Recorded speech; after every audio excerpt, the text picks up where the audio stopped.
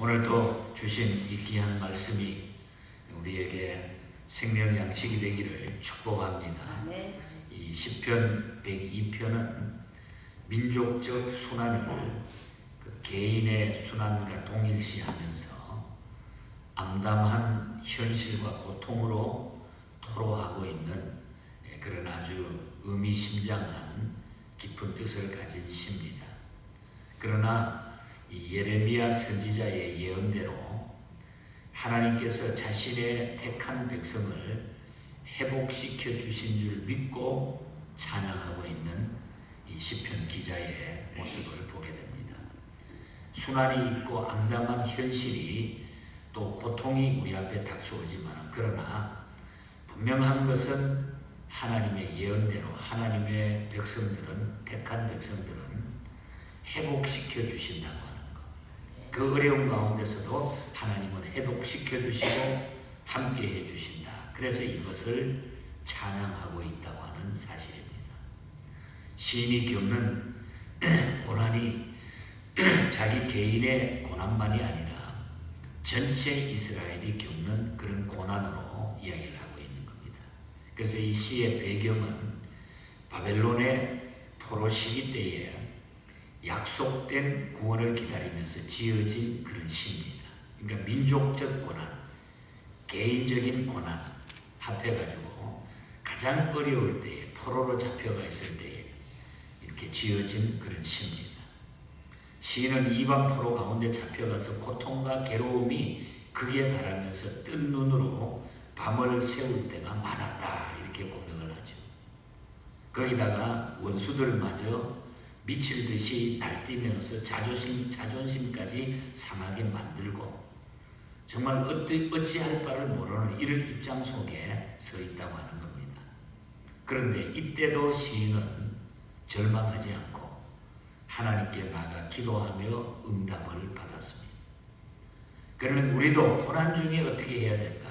우리가 이 시대를 살아가면서 고통당하며 고난 중에 있는 자들이 어떻게 우리가 대처하며 어떤 믿음의 자세로 서야 될까?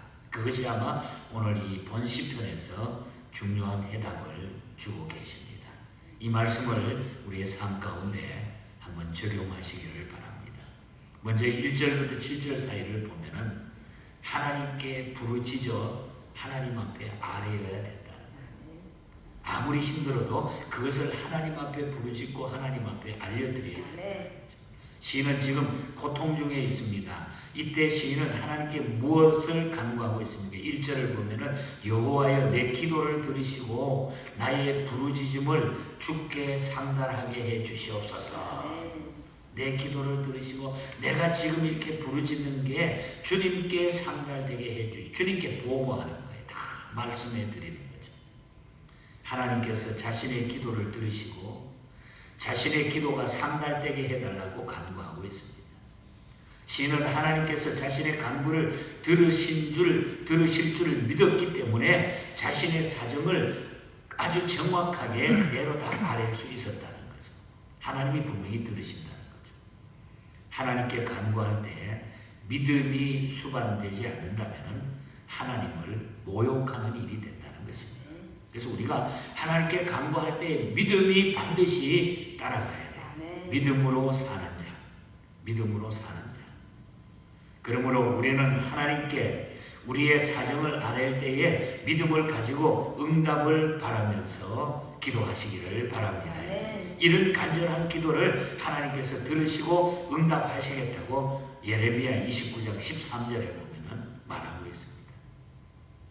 시인의 간구를 보십시다. 시인은 하나님께 어떻게 간구합니까? 2절에 보면은 자신에게 얼굴을 숨기지 말고 속히 응답해달라고 부르짖고 주의 얼굴을 나에게서 숨기지 마소서. 하나님 나를 외면하지 말고 하나님 쳐다봐 주시고 속히 나를 붙잡아 주시옵소서. 얼마나 간절한 간구입니까? 시인은 70년의 포로 생활로 몸과 마음이 지쳐 있었기 때문에 당신의 백성을 향한 하나님의 약속이 속히 이루어지기를 간구했던 것입니다. 너무 지쳐 있습니다. 하나님 빨리 하나님 얼굴을 돌리시고 얼굴을 바라봐 주시고 우리를 구원해 주시옵소서. 민족 우리에게 고통의 시간이 있습니까? 여러분, 시인과 같은 간절한 기도를 하나님 앞에 올릴 때에 하나님은 분명히 해결해 주실 줄 믿습니다. 하나님의 도우심을 확인하면서 믿음으로 간구했던 시인의 형편이 어떻습니까? 3절에서 7절에 나타납니다. 3절에 보면 날이 연기같이 소멸하며 뼈가 냉가리 숯불같이 타고 있습니다. 얼마나 힘들, 즉 시인의 이런 표현은 자신의 극심한 고통을 말하고 있는 거예요. 날이 연기같이 소멸되고 뼈가 숯불같이 타고 있다. 숯불에 천천히 뼈가 타들어가는 것 같다. 그래서 시인은 음식도 먹지 못하고 풀같이 세잔하게 됐다. 4절에 보면 그렇게 말하죠. 내가 음식 먹기도 잊었으므로 내 마음이 풀같이 시들고 말라버렸다. 탄식으로 인해서 피골이 상접하게 되었다고 그런 이야기를 하고 있습니다. 시는 또 자신은 그 광야의 올빼미와 황폐한 곳에 부엉이 같다.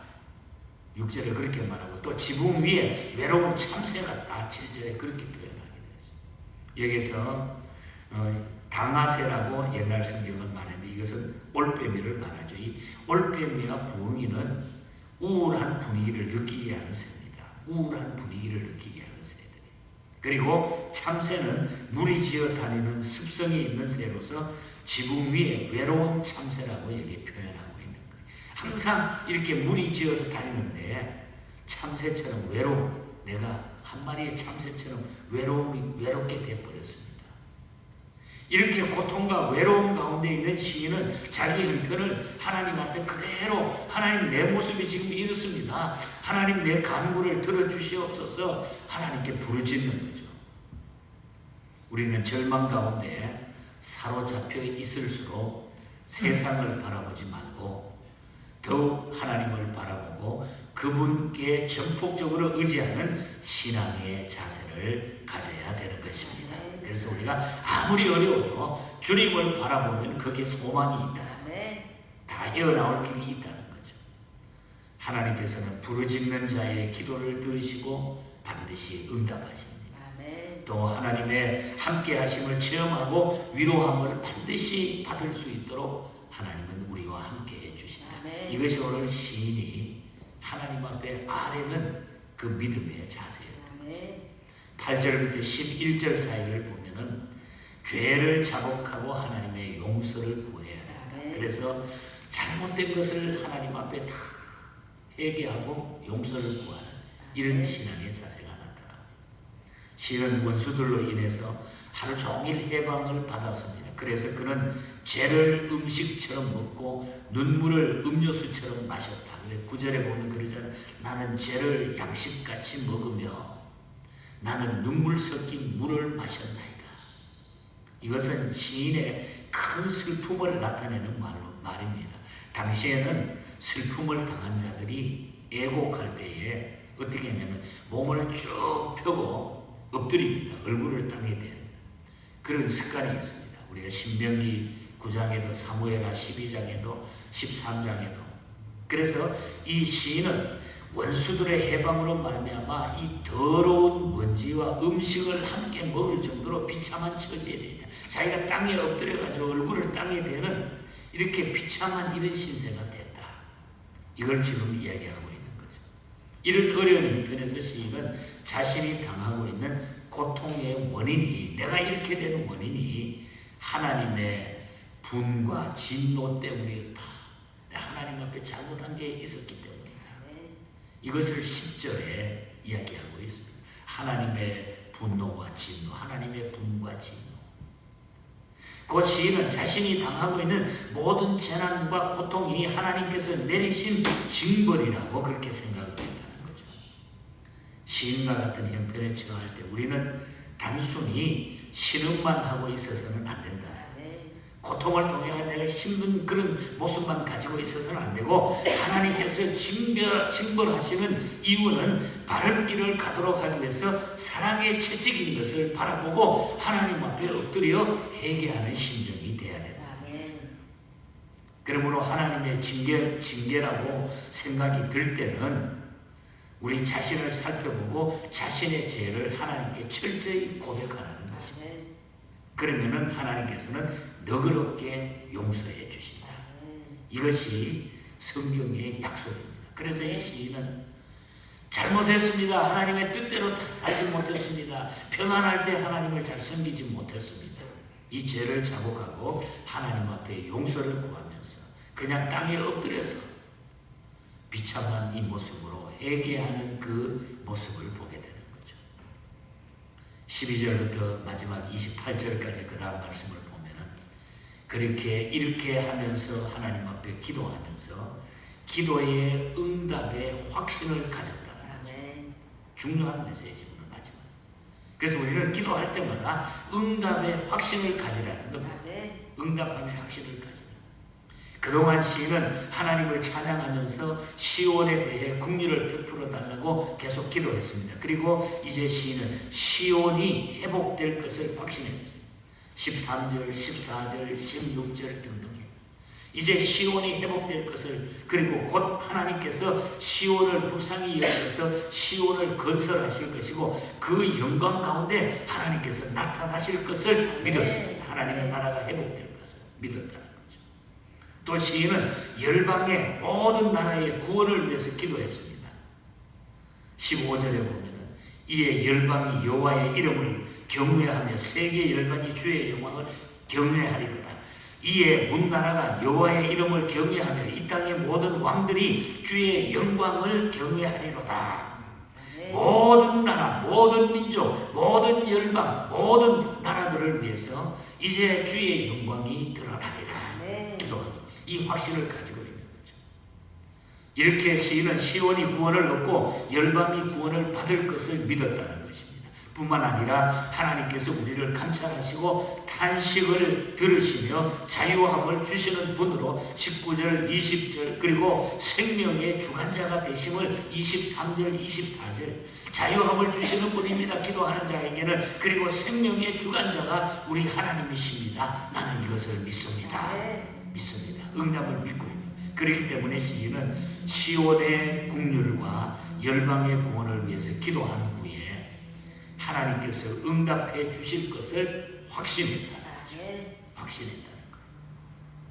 그래서 우리는 하나님 앞에 기도의 응답의 확신을 가지라 그 말이에요. 저는 오늘 26절, 27절, 28절 마지막 부분을 읽으면서 정말 하나님 앞에 너무너무 감사하는 개인적인 그 심정을 가졌습니다. 26절에 보면은 천지는 없어지려니와 주는 영존하시려고 그것들은 다 옷같이 낡으리니 의복같이 바꾸시면 바꾸려니. 하나님은 이 세상의 것은 다 없어지지만 하나님은 영존하신다. 변함이 없으시는 하나님이시다.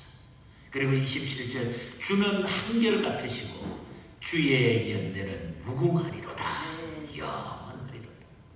그리고 마지막 28절 주의 종들의 자손은 항상 안전히 거주하고 그의 후손은 주 앞에 굳게 서리다 하였노라. 하나님을 믿는 하나님의 백성들의 후손들, 자손들은 항상 안전히 거주하고 그의 후손은 주 앞에 굳게 서리다. 그래서 우리가 믿음으로 확신을 가지고 믿음으로 기도의 확신을 가지고 구할 때에 하나님은 놀라운 은혜와 믿음 가진 자들에게 응답해 주시는 줄 믿습니다. 우리가 크로스비 찬송을 오늘 아침에도 고백했잖아요.